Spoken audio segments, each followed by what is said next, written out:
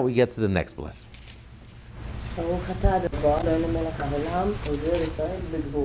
Blessed are you, Lord our God, King of the universe, who girds the people of Israel with might. When you put on your belt, you make the blessing. In the morning, after you wear your clothes, you put on your belt, you button your pants, you put on your belt. So you make the blessing for girding us with might. This is the first blessing that he mentions Israel. All the other blessings, we say thank you for clothing the naked. You don't say clothing Israel. Everyone wears clothes. For shoes, everyone puts on shoes.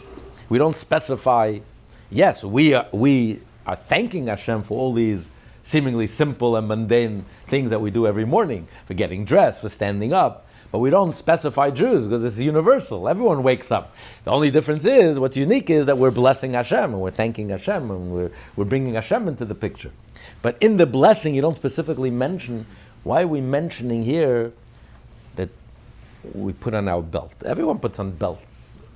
What's special about the Jewish people? The Jewish people are putting on their belts. Because we're distinguishing between the reason we put on a belt and the reason the whole world puts on a belt. The whole world wears a belt for power. You know, like a soldier wears a belt, and you put your sword in your belt, you put your gun, your armor, your weapons. You feel strengthened. You wear a belt, you feel strong. You gird yourself, you're ready to go. A belt strengthens you. Also, a belt even helps for your internal organs. If you're about to run or do some vigorous activity, it can upset your inner organs. Like this, you girdle yourself and you tighten yourself. It gives you the strength. It prepares you. Now I'm ready to run. I'm ready to exert myself, and I'm ready to go. And it's like you prepare yourself. But it's a sign of power. For a Jew, the belt has a whole different connotation. Yes, it's strength, but it's a different type of strength. It's an internal type of strength. It's a different type of battle. The halacha says that when a Jew prays, if you read the Shema or you pray, so not only do you have to be covered, you can't be naked, it's not modest, you can't say the Shema or pray when you're naked, you have to be covered. We learned earlier about clothes, idea of modesty, but it's not enough.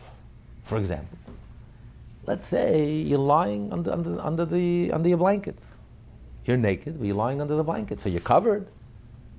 You're modest, but under the blanket, your heart and your private parts are on the same level. So your heart sees your private parts. You can't read the Shema. You must have a belt. You have to make a separation. You have to put the blanket and that should separate between your heart and the lower parts of your body. So there should be a separation. Because man is divided. We're one part animal and one part angel, one part human and one part animal. And we're very sensual, and that's the lower parts. And like the animal, it's all about our body, our circulatory system, our respiratory system, our digestive system. You know, even in the genes, there's hardly any difference in human genes and animal genes. There's very, very few differences. You know, our body is functioning. We have our bodily functions, like we learned about the blessing of Asher Yotzer. We discussed it. So you have that part within us, that animalistic, sensual, physical self and urges. And then you have the heart. The heart and the mind represent the spiritual, the angel within us, the part that yearns to go up, the part that yearns to be godly, the part that wonders and questions and feels a love for Hashem and wants to be pure and holy and godly. And it's a struggle. It's a struggle. It's a tough struggle. So we have to make a separation. We have to belt. We have to belt ourselves. We have to be ready. It's a battle. And who is a strong person? Whoever controls his urges and his instincts. If you can make that separation, that the lower part of yourself should subjugate itself to its higher self. You have to learn to control your appetites. You have to learn not to follow every urge and every instinct. You have to learn to discipline yourself. You have to learn to have impulse control, not to just succumb and surrender to your sensual and coarse self. You have to have something higher. And in this battle between the upper and the lower part, there's only one way for this battle to go. The higher part of you has to win. Because the lower part of you, yes, it can go kicking and screaming, but at the end of the day, it'll be very happy. No one regrets acting morally and having the courage to do the right thing. It may be tough and difficult and sacrifice, but at the end of the day, it's wholesome. You feel like $1 million. No one regrets doing the right thing, having the courage and the moral courage to overcome a craving, a lust, an urging, a raging desire, which you know is self-destructive and you know it's a dead end, and you know it's going nowhere. It's just the heat of the moment. But if you're able to control yourself, you feel like $1 million. No one regrets. And you can even learn, the mystic even learns to rejoice in that surrender. It doesn't feel like a surrender. It feels like you understand it and you appreciate it. The other way can never work. The reverse can never work. Your higher self, your soul, your mind, and your heart could never make peace with surrendering to your animal self, to your coarse, crass, egotistical, egomaniacal self. It'll never be satisfied. It'll never be happy. It can't live with that decision. It'll go underground, it'll become a guerrilla warfare, and that's why you're going to become depressed and angry, and that's why Jews invented psychology, and most Jews are psychologists, and most psychologists are Jews, and most of the patients are Jewish, because it doesn't go away. The Jews are angry and intense, and then creating revolutions, or destroying, or wreaking havoc. Because a Jew who lives his life, who surrenders himself to his coarser and crasser self, the godly soul within you just goes into hiding. It's guerrilla warfare. That's why Jews are guilt-ridden. It doesn't work for us. Your soul can never make peace with that lifestyle. You can try to delude yourself and convince yourself from today to tomorrow, and parade in the streets from today to tomorrow, and announce in front of the whole world you're proud of your coarseness and crassness and arrogance and total surrender to your lowest self. Your soul doesn't buy it for a second. Your own soul doesn't buy it for a second. Your higher self never buys it, will never buy it, because it's nonsense. You're reducing yourself to an animal. You're telling us you have no choice. This is who I am. Of course you have a choice. And it's not who you are. There are genes that predispose people to alcohol. There are 20 million recovered alcoholics just in America. So just because I have a predisposition doesn't mean anything. I'm not an animal. Genes are not destiny. I'm human. I'm godly. I'm divine. I have a godly soul. Hashem gave me the mind and the heart and the ability to overcome. That's the belt that we make between the higher and the lower, to be Jewish is. And that's what real strength is. That's why you have to girdle yourself in the morning. Not as a show of power, of physical power and prowess and might, but a show of spiritual power. That I have the power to separate between the higher and the lower. And this is the type of boundary. Only a person who has boundaries, a person who lives within the boundaries of the Torah.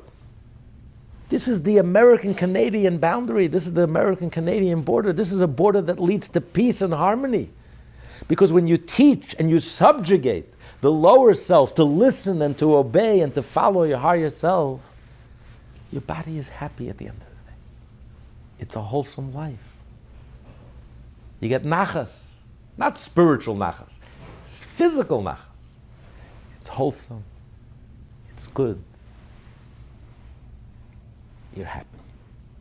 Versus if you surrender, wholesale surrender, and let alone you make it into a whole cause celebrity, you've ruined your life, you've destroyed your life. So this is the only way to make that peace, and that's what we mentioned, the Jewish people. The Jewish people, this is the whole Jewish lifestyle. This is what distinguishes the Jewish people. We make a belt between the higher and the lower. Not we don't acknowledge, we're human, and we're just as sensual as anyone else. We love sensuality, and a part of us pulls us in that direction just like anyone else. But the Torah, the Jewish lifestyle, we wake up in the morning, we bless Hashem. We ask Hashem to draw down the strength and the energy, to give us the strength, to girdle ourselves. That we should have the strength, the inner strength and the courage, impulse control, overcome our natural urges and instincts, teach the lower part to surrender and subjugate itself to the upper part, to the heart and the mind, to pray, to connect with Hashem. And then that leads to harmony. That's the only way to make peace. It's the only way that can lead to genuine harmony, genuine peace. There's no other way. You know, we had unconditional surrender from the Nazis, and we had 80 years of peace with Germany. Unconditional surrender from the Japanese, and we had 80 years of peace with Japan. That's the only way, unconditional surrender. Not, well, let me accommodate my lower selves. Well, let's surrender a little here, let's accommodate a little there. No, that's not the way it works. You have to girdle yourself, make a belt, a separation, a healthy boundary. No. The lower self has to subjugate itself to the higher self. And then you lead a wholesome life, not just spiritually wholesome, emotionally wholesome, psychologically wholesome, but physically wholesome. So we're thanking Hashem. And we mentioned the Jewish people because this is what distinguishes us. This captures the essence of our whole approach to life, our lifestyle. This is the Jewish approach. And that's how we remain attached to Hashem. Hashem says when you girdle yourself like you're attaching your clothes instead of your clothes being loose, when you put a belt, you're tightening, bringing it very close to us. We're saying that we are very close to Hashem. Hashem keeps us very close. We're very close to Hashem. But what keeps us close to Hashem? When we lead a Jewish lifestyle, when we have the inner strength to make that belt and to make that separation and to overcome our cheaper and natural urges and instincts and not to surrender to our natural urges and instincts. This is what brings us closer to Hashem. You know, the word of marriage is called kiddushin. What's kiddushin? Kiddushin means separation. Because she is now, your spouse is now separated from anyone else in the world, totally committed to each other and to no one else. It's that separation that makes it holy, that makes it sacred, that makes that relationship special. So to connect with Hashem, you have to, what makes that connection holy and special and sacred is because we separate ourselves from carnality and from sensuality and from lust and from eroticism. We elevate the world. We don't run away from material. On the contrary, we celebrate, but it's done in a kosher way, in a holy way, in an elevated. We eat, but we eat kosher. We have relations, but there's a mikveh, there's a time of separation, a time of intimacy, there's modesty. We believe, we love beauty, but there's modesty, there's boundaries, there's healthy boundaries. When there's healthy boundaries, then the flame, the fire flourishes. Then you can be intimate. Versus eroticism destroys your ability to be intimate. It's completely self-destructive. It's lighting a fire in your living room and you're burning the house down.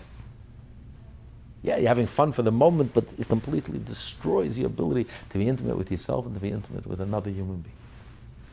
Versus when the fire is in the fireplace, there's a boundary, there's a belt, there's a separation, there's a boundary, then it's a flame that warms, that heats. It's like fire and water. You want to bring fire and water together, you need a boundary. It's called a pot. When you have a pot, then it works beautiful. Then they work beautifully together. Then the upper part of the person, the lower part of the person works beautifully together. When you have a healthy boundary, the Torah, the mitzvot, the inner self-discipline, the Jewish way of life. If you abandon that, then you've lost the sacredness. You've lost that intimacy, that special relationship with Hashem. Hashem wants to hold us close. Hashem wants we should tie ourselves close. In other words, Hashem is holding us close to Him. But to do that, we have to girdle ourselves. We have to show that strength. And when we separate ourselves from coarseness and crassness, materialism, then we become close to Hashem. Then you can feel that sanctity, feel that intimacy, celebrate that intimacy we have with Hashem. So there's every blessing you can see, there's so much in each blessing. It's so powerful. It's not just we say it in like run of the mill and we just say it every morning, we're not even paying attention. what we're saying. We're saying Hashem's name and a blessing for each and every particular blessing. To say Hashem's name, you don't say Hashem's name in vain. We could have just said Baruch Atah Hashem and list this whole list, all these items, and make one blessing. No, each one of these is a separate blessing. Because each one of these deserves its own blessing. Each one of these is so pregnant with meaning, is so powerful and so relevant each and every day and each and every morning. What we're blessing Hashem, what we're thanking Hashem, what we're drawing down the strength of Hashem to girdle ourselves and to strengthen ourselves. And remember we said earlier, these are the clothes. Clothes is something that envelops you, it surrounds you. So the shoe is what surrounds the lower part of a person, the legs.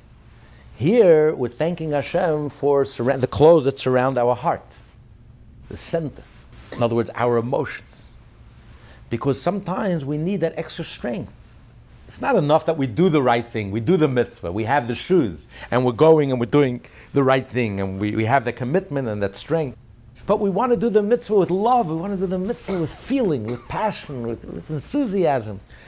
So this is the strength that we get from the faith, our faith, of the deepest level of faith within our neshama.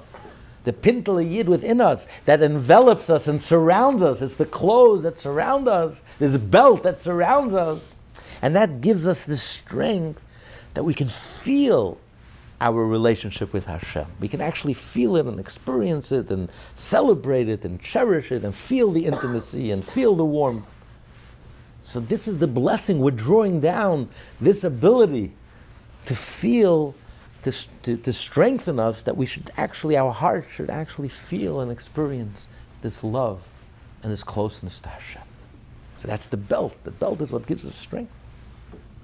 Well, the Shalah HaKadosh, and if you remember from TanyaClass.com, the very first of the holy letters, the fourth part of the Tanya, Alter Rebbe discusses the idea of a belt, putting a belt around your loins, and that gives you strength. So he explains it here that your loins, that's your faith. That's what holds up the whole body. Your faith is what holds up your whole body, including your heart and your mind. It's your faith that holds it up. Why could a Jew develop an awareness of Hashem, a sense of Hashem's presence?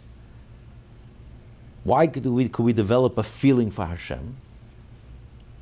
Because we have that faith.